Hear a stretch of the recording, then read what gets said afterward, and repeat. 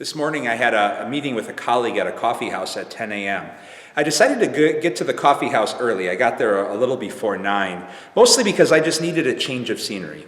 The church office here at St. Luke's is in the basement, and working in the basement of a church can only be inspiring for so long. So I just wanted to get out and work in a different venue, and it was a wonderfully productive morning, even with a very holy interruption.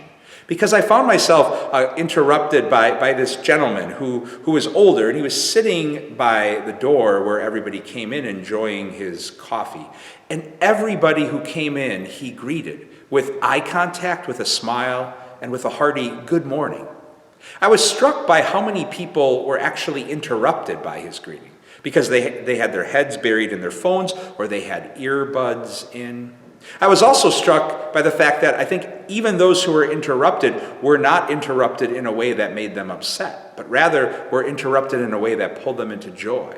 I saw people take their earbuds on and be like, "Wait, are you talking to me?" And when they heard him say again, "Good morning," they got a smile on their face, and they wished him a good morning, as well as they went to the counter with a little bit more joy in their hearts to order their daily dose of caffeine.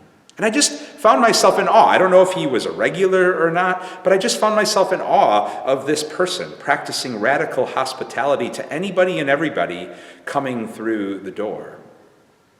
That work of practicing hospitality is work we're invited to be about as people of faith throughout this Lenten season, and it comes from Scripture in many ways. I think of chapter 4 of the first letter of Peter, where we're encouraged and invited to practice radical hospitality as followers of Jesus. And one of the ways we can do that this Lenten season is by taking some time and pausing and praying. I know we can all reflect on experiences where we didn't encounter hospitality. But today we're invited to pause and pray and reflect on experiences where we really did encounter some holy hospitality.